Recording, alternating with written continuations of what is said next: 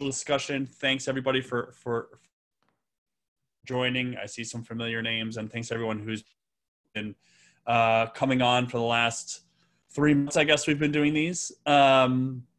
So today I'm hosting my own AMA, which I'm allowed to do, but I'm doing it anyways. So yeah, so I have zero agenda. So I'm open to any questions that you have. You could ask me about work at Urban. You could we talk about policy viz. We can talk about teaching, anything you really want to talk about. I see RJ, you're like set to be outside today. You've got, so feel free. Right now there's only about 15 to unmute, turn your camera on, grab a sandwich if it's noon where you are, or I guess RJ, it's breakfast time for you. So bowl of cereal. My son is eating Cinnamon Toast Crunch today. He got breakfast birthday cereal. So, so yeah, so that's it. That's all I got. So any questions you have, I may answer some if they're too provocative, but I'm ready to go. Challenge us. Challenge you to yeah. I just wanted to thank you. A big part of my lockdown world with the podcast and such, and some of the work, and your book and blog post with the triangles is triggering what might have a national program impact. So congratulations on that. Great. Thank you so much. Appreciate that. Yeah.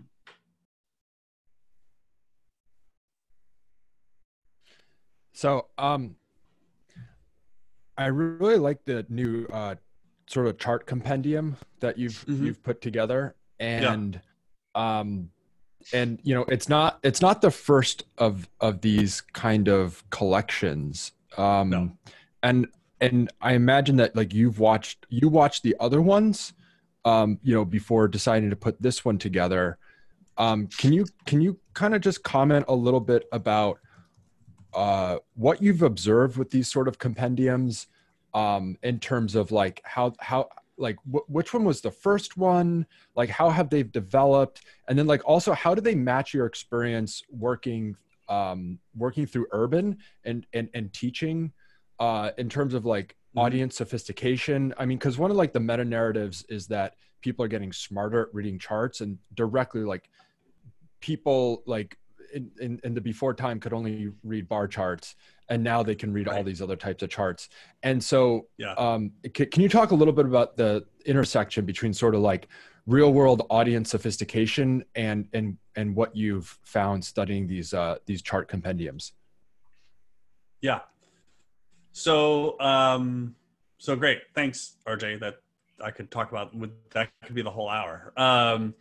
So just to give folks a little background, I put the link in the chat window just in case you haven't seen this. So I've been quote unquote collecting different graphs and visualizations for a few years now, and I've really just collected them for myself. I've used them both for inspiration to see like, oh, how both in terms of good design and also other visualization types that maybe I'm also not accustomed to creating. But I primarily use them for teaching. I'll use them as examples in class. So this is what a B-swarm chart looks like. This is what a dot plot looks like. And, you know, a dot plot's a kind of a good example.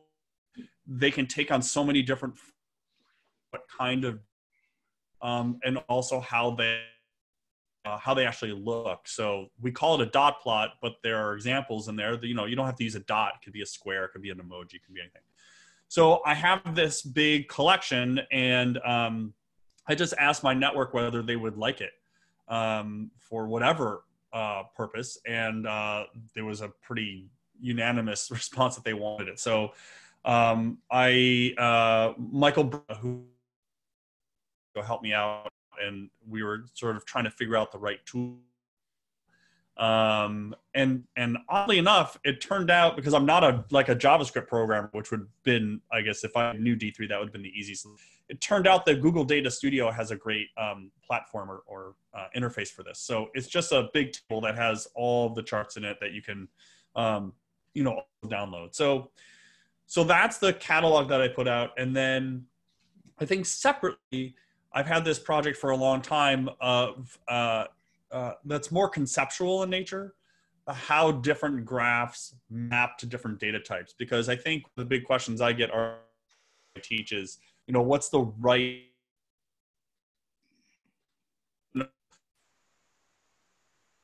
chart? And I right chart answer to that question, because there is no mapping between data, or one-to-one mapping between data types and graph types. There's lots of options out there. So I created a bunch of different products and projects that I call the Graphic Continuum, have the different illustrations that are more conceptual, broken down into different graph types. And there's a lot of these.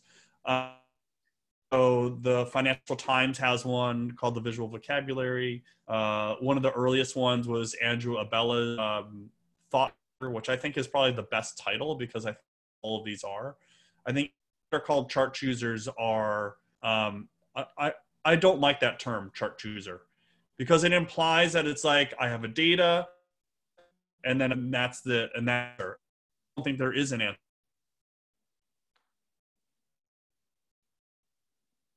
And plot it a number of different ways, and they may all be correct in terms of presenting the data, just what you're trying to highlight, right? Like the classic example I like to say is like a bar chart can be used to show changes over time. You can also use it to compare different categories. So it sort of spans and goes across these different data types. There's also, the data visualization catalog with an S, which I didn't even think about. So I'm good friends with the guy who runs that site. And I didn't even think about, I wasn't trying to like come up with a new name, just like change the S to a Z for mine. So his, and there's also the R graph gallery, and there's a Python gallery, and there's a, I think there's a D3 gallery where there's also Mike Bostock's blocks. Yeah. There was early on, there was visual complexity from Manuel Lima. I think. Have you mentioned the Ferdio one yet? No, I mean, I have I love the Ferdio one. I have like 3 pages of these written down somewhere. Yeah. And some of them are great because they're very they're very specific to a particular field of study. So there's like the biology one, right? And then the public health one. And those are a lot of fun too. It's like biologists use crazy graphs that like I've never seen before and I would never need or use. So I guess to the other part of your question is how it intersects with urban. I mean, well, I think the most important part of your question is, are people becoming more graphic literate, right? That's the question. Is yes, although I worry I'm a little bit in my bubble when it comes to that. I mean, one of the things that I teach a lot in my classes is expanding people's graphic literacy. So one of the primary topics in my workshops is, let's talk about these other chart types. Let's show you let me show you what a slope chart is and what a dot plot is and a B-swarm chart is, and let me show you how they work and if we get how they're made in different tools. Because I think that some of these sometimes they are just more engaging. And with all the content that's floating by, engagement can just be a goal. You just need to get people to click off of the thing on Twitter to your website where they can read the content, and you need that engaging graph. Other times they're just, graphs are, some of these what I call non-standard graphs are just better at showing the data. The classic example I like to show is if I showed auto fatalities over time, over the course of, daily auto fatalities over the course of a year, and I gave that to you as a line chart, you would just see like squiggles over the course of the year. You'd see a little bit of a movement up during the summer months and then come back down. But that's basically all you would get. If you made it as a heat map and just sort of laid it out as a vertical calendar, you immediately see that there's more deaths on the weekends. Like it's obvious. And you don't get that story when you show it as a line chart. So my hope is that people are becoming more graphic literate. There's been some discussion that maybe that's one positive outcome of the pandemic, that people are reading more graphs and being exposed to more graphs while they're at home, and they're seeing the John Burton Murdoch logarithm charts and they're being exposed to more maps. I don't know if that's actually true, to be honest.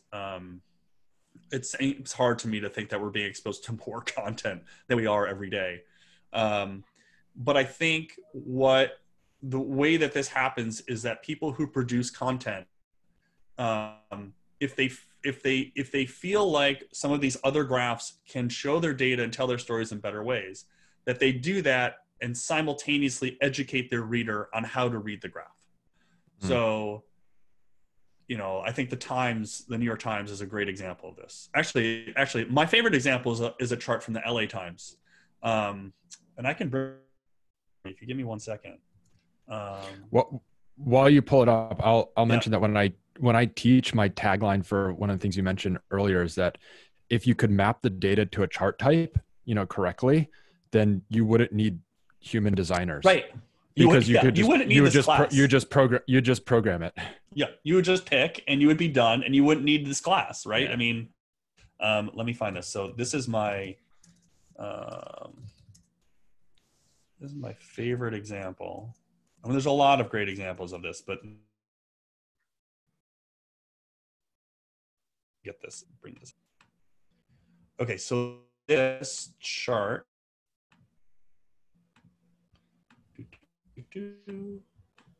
Okay, so this chart, and I'll find whoops, that's wrong. There we go. This chart, and I'll find the URL somewhere. I think it's pretty easy to just Google. So this is a bubble chart of crime in about, so they've got the change in the violent crime rate on the horizontal axis and the crime rate on the vertical axis. So I love this graph because I think about average LA Times reader. They may not be familiar with how to read this graph, right? This bubble chart, I think probably most people on this call are like, oh yeah, I know how to read this. And probably most people are trying to fit that line, right? That line through the bubbles. But is that they've split it into quadrants, increase, decrease. And then the top right quadrant has this red shade with the big word worse there at the top right. And then at the bottom is the big blue word better. So immediately, you don't have to read anything else. You know that the stuff in the top right quadrant is bad and the stuff in the bottom left is good. And then for each one of these quadrants, you have just a little headline. More violent and property crime. Like, okay, I know exactly what's going on there. And in the bottom, right? And then there's like a little quadrant that tells you just like a little bit of each of these. So this graph, I think, does job done, right? Like, it doesn't have to be super complicated. It's the word worse, word better. To good job in this graph of telling me how to read it. And then as I dig in deeper, then I can understand what I'm supposed to learn from the graph. But I think we often take for granted that people know how to read every graph that we show, and we need to do a better job of annotating the graph to explain how to read it before you can get to the content. So, thank you. Yeah. If anyone else has questions, feel free to be the RJ and Jon show, which would be totally fine. It's just alcohol that we're accustomed to, probably. So Doug, about these sessions, okay, so about this sort of digital discovery, the way this came about is as soon as Urban shut down, or not shut down, but shut the building, and we were all working from home, I started these on my own site right away. Because you could see immediately that there was just going to be this lack of, I don't know if everyone else is having this experience. The conversations I have on day are very oriented. And you go from one Zoom meeting to the next Zoom meeting. There's no break. There's no coffee in the middle. There's no sort of like decompress over the course of the day. It's just one to the next to the next. And for me, my wife works in a hospital, so I'm home with my kids. And so that the line between work and home life has blurred even over the course of the day. I'm making sure that they're with their teachers or they're doing their homework or whatever. So it was originally just an opportunity to just connect with people. After the first two, it became apparent that what was happening with Urban is that our events team was trying to transition from in-person event lineup to a virtual lineup. And that was going to take some time. Lots of events were at the very beginning of this, events were just being canceled. And so there was sort of this gaping hole in our events part. And I thought, well, this would be easy just to move to Urban. Let's just do it as an urban event. And which turned out to be great. And we have a great events team at Urban, and they were helpful in they not edit the video, but they sort of cut off the very beginning when I'm sort of getting set up, and they manage the website and all the registration. And so I think it fulfilled its goal, which was for people to be able to talk and discuss, and also sort of fill this hole in the urban event space, which is now picked back up as we've sort of been able to plan again. So in terms of the future, I don't know what the answer will be. I think this ended up having a pretty good response. We had over 1,000 over the sessions. So just like my podcast, I'll be closing that up in a few weeks for the summer, just taking a break. And then in the fall, I think we're going to talk about whether this is something that we'll do again, but in a more, this is kind of ad hoc in some respects. It was just me reaching out to people to see if they wanted to just show up and just do as many years for you as I want or can. But going approach to it, we would line it up, have it at the same time each week or something like that. So I'm glad people found them useful. I got a lot of positive, a lot of the different sessions. But I don't know what we'll do in the future. Honestly, we're gonna talk about it, I think, internally and figure out what to do. I will say, I think the most popular one, the sessions we did for kids. And I don't know if that's because parents just like are always on the lookout for something for their kids to do during the day. But I think we probably had the first one where I did teaching data viz to kids. We had 80 people show up, which was a ton of kids. And it was really fun. And the other ones that we did, I think last week, or maybe the week before, probably had each one had like between 30 and 50 kids show up and do the exercises. So we're also internally talking about how we can foster that a little bit more, the sort of the data science amongst kids, especially as we think about what's going to happen in the fall. So we're talking about whether there's a space for our data science team to be involved there.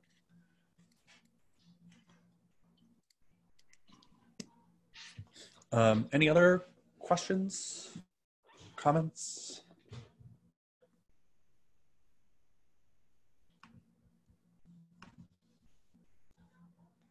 I'm happy to talk about, okay. Well,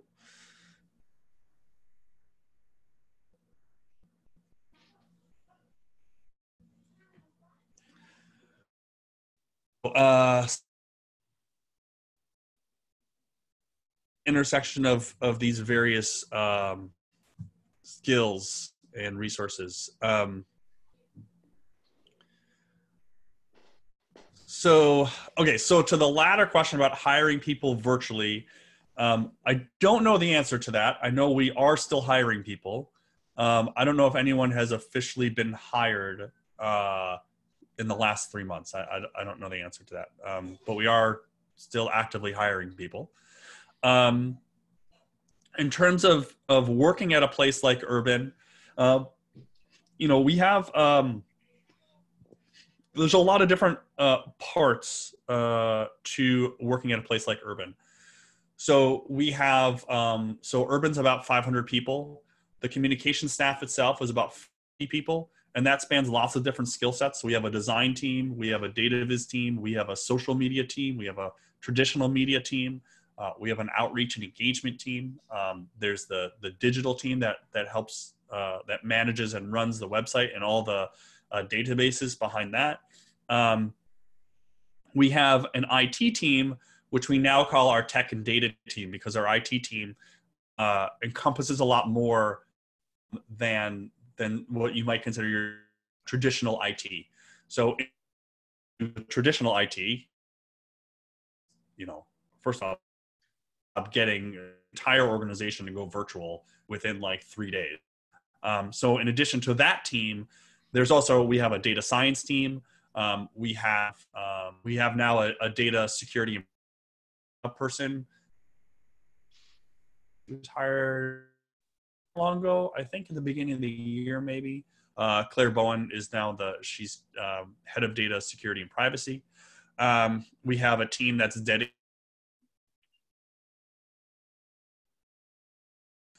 So what does it take to work at a place like Urban? I mean, I think, even within our design teams and the communications teams, it's all about the research. So you don't necessarily have to be a reader, but it's a in a different area of support, being in, for example, a web development firm or in a data where you're creating websites and creating, creating those sorts of, projects it is centered around, and it's centered around getting the research into the hands of people who can use it. So, so I don't really know if I have a great answer to that. I mean, it is a different angle than if you were to apply to a design firm. It is more about the data and bringing evidence to the policy and social policy questions that we're answering. So I don't know if that was helpful. Hopefully it was.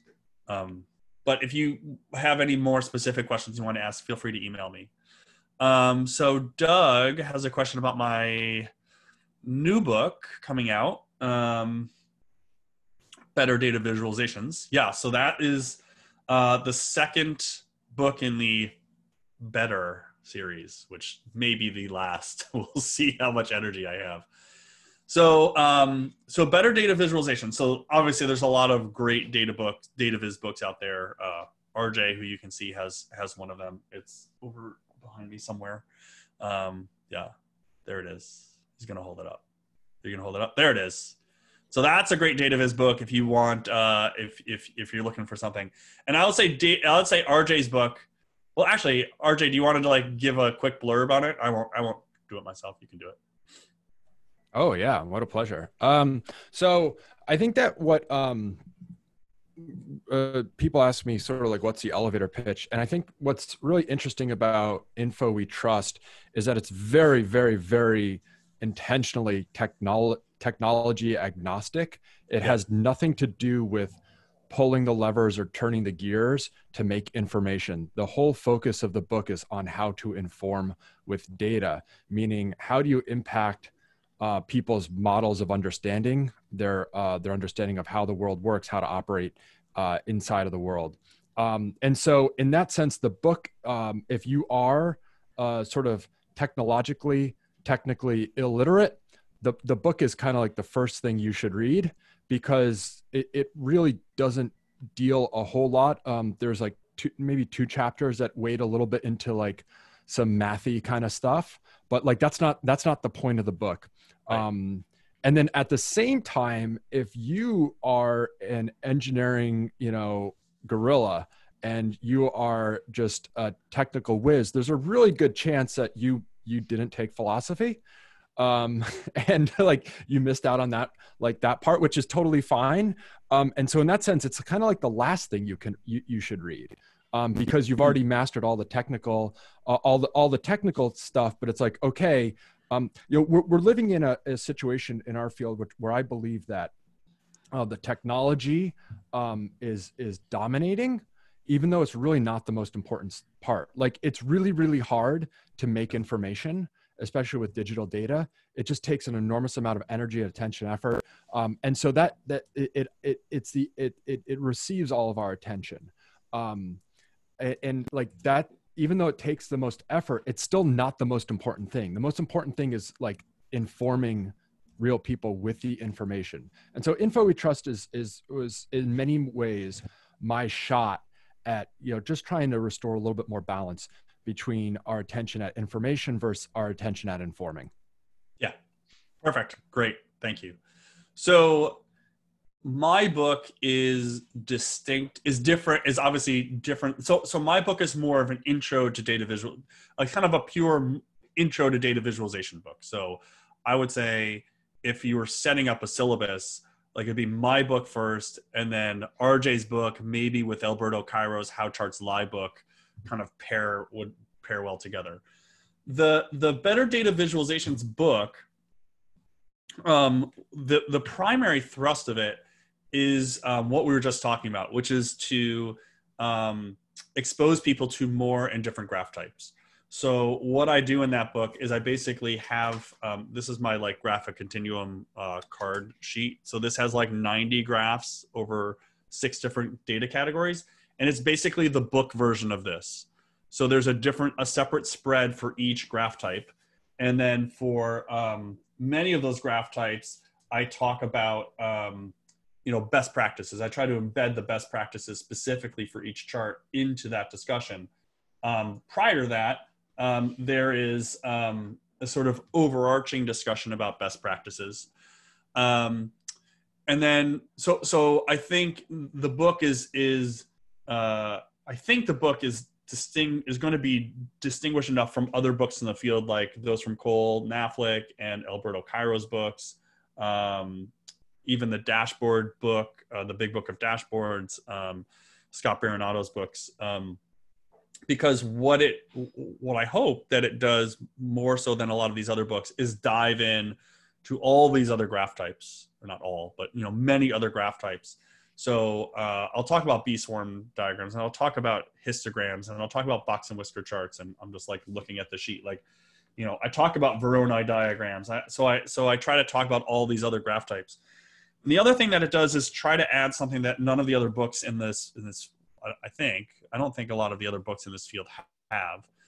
There's a pretty, there's a lengthy chapter on table design. It's one of those things that we sort of ignore in the data viz field, which is how to make a good table. So I spend a chapter on that. And then there's also a chapter on building a data visualization style guide. So I spent a lot of time at Urban. I spent a lot of time at Urban developing our first style guide, and am now with a bunch of other people working on our revamped style guide. So I have a chapter in there about creating styles, how in an organization, how one might go about creating a style guide and what should be a part of it and what needs to be a part of it. So it turned out to be much longer than I anticipated.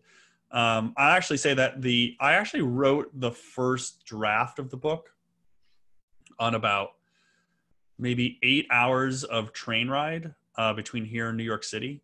I just sort of just blew right through it and was just like, I was just in the zone. But it turned out that on the second pass through, we decided, we being myself and my publisher, that it'd be better to have custom graphs made for each example. So that's where it took that's where it took a turn into taking a while. So, so to your other questions, Doug, and others, feel free, please, to chime in or ask questions. The motivation, I mean, I think that's one of the things that I try to really emphasize in my classes, is that there's just other charts out there.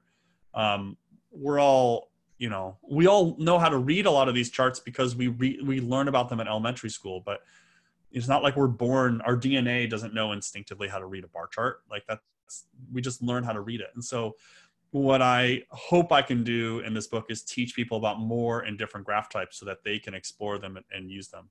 And so that was the main motivation for the book. My process for writing, like I said, the very first draft was done on a train, 2 trains. And I just sort of blew through it. I was just in a zone and it just sort of came all spilling out. Because I'd been teaching the class for such a long time, I knew exactly what I wanted to say. From there, it's a long process for me of editing, and what I have a routine with my editor at Columbia. press, and then I end up for a lot of my editing, I like to work with paper. So I end up printing out the entire book probably 3 or 4 times in total. And I like to, write my notes. I can't edit, which adds a whole, it takes a lot longer to do it that way, but I work much better if I can print out the final, the draft, and then work from there. So I have, if you can see behind me, so if you look on the shelf right below the green frame, right below that, there's like 3 or 4 big binders. Those are all the hard copies of the book that I've printed out and edited. So that's like the first 3 rounds of drafts, and then the next round will come later this month for the final copy edit. So so I tend to be a pretty slow writer in that sense. So it takes me a while, but I also come from a background of having spent a decade at CBO, and I tend to be very conscious and worried about getting all the facts exactly right. So I spend a lot of time double and triple checking everything to make sure, like, and even the data in the charts. And it doesn't really matter really for this book because they're just examples. They're not intended to be like, this is the right chart for this data, but I still I still make sure all the data is right. And it's another reason why it tends to be slower for me, is because a lot of books in this field tend to just make up data to say, this is how this is what a chart looks like. And so the data is like, here's revenues from some made up company. I like to use actual data, which is a blessing and a curse, because then I can say, look, if you go to the World Bank, you can get these data, you can remake this chart. But also it doesn't always necessarily show exactly what you want to show. But that's the world of visualizing data. It's not always clean and easy. It's messy, and it doesn't always show up the way you want it to. You think that this chart's going to look great if you make it in this way, and then you make it and it doesn't look that way at all. So I think that's sort of part of the lesson in the book. So I think I've sort of like got everything in the book I've wanted to get into it. We'll see. It's been a long process, and I have like a folder in my Gmail that's just all the tweets that I favorited that are relevant to the book, and it's probably, let's see if I can see how many are in there. It's slowed down now because so I have over 200 little tweets, or not little, but 200 tweets in that folder that are relevant to the book, and have to constantly sort of comb through them and make sure I've covered all the things I wanted to cover. So hopefully it comes out in the fall. That's the goal. I'm supposed to get it in about a week or 2 to do the last edits, and then if I can turn that around relatively quickly, we'll get it out by the end of the year. So, yep. Thanks, Doug. Any other questions for me?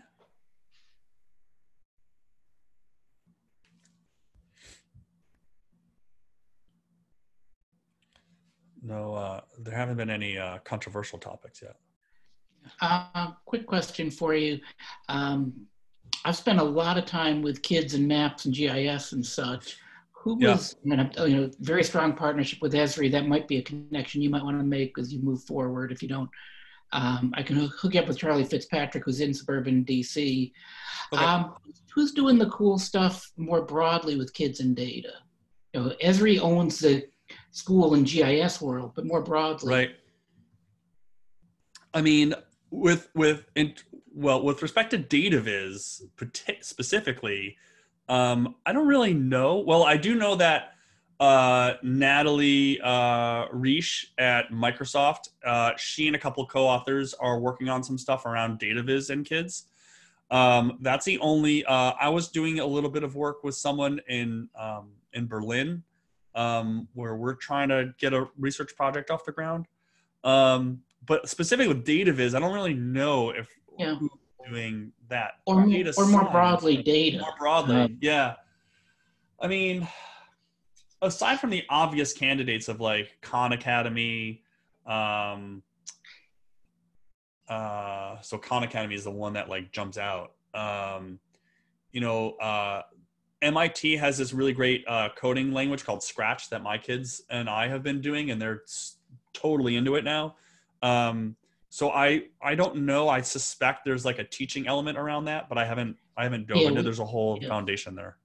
I just saw the Tableau data kits. Thanks. Yeah. Actually, we've had a long partnership with MIT with Scratch's cousin. Star Logo is more good for like kid level science modeling, right? Things, complexity and such. We've had several NSF grants in partnership with them. Right.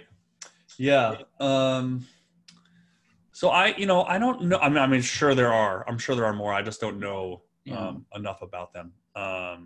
Thanks. Yeah. Doug wants to know if RJ has a new book. RJ, you working on info we trust more? My next book is already is already done. It's probably going to be retitled, and it's actually similar to a chart chooser book, but this is a preprint of it. Nice. It's called S is a Scatter Plot, an Infographic Adventure. I'm going to retitle it after talking to some people, and instead of S as a scatter plot, I'm going to call it B as a bar chart, because I think that's going to travel a little bit better because bar charts are just a little bit. So yeah, what is this? So this came out of an Instagram thread I did years ago, but the idea is that you have G is a shaded table, and then H is a box plot, and then I is a bullet graph, J is a radial bar chart, et cetera, et cetera. And what's cool about this is that so you have all the letters, all the numbers, punctuation, and at the very back you have my own version of a chart compendium where you go through all of them, and I show real world, they're cartoon levels, but they're all real world like examples. And obviously this is designed for kids, but also like kids at heart. So anyway, I don't think anybody, I mean, some people are, but most people are like not releasing books right now. But my hope is that this is something that can still get out inside 2020. Yeah. Great. Congrats.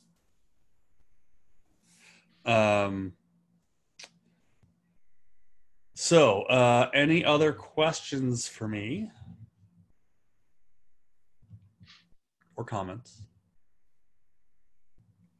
We may have exhausted. Okay, Jackie, that sounds fine. You can reach me at via email. It's fine. It's just jschwabish@gmail.com, so you can just get a hold of me. Okay. Well, if there are no other questions, no need to stretch out the hour. I'll just say thanks everybody again. I know a bunch of you have RJ has appeared on one of these discussions, and I know others have tuned in fairly regularly, so I appreciate that. And thanks so much for coming on, asking questions, and have a great afternoon. Stay safe, stay healthy, and I hope to see you in person at some point real soon. Okay. Thank you. Thanks, Bob. Thanks, RJ. Thanks, everybody. All right, take care. Thanks. Bye.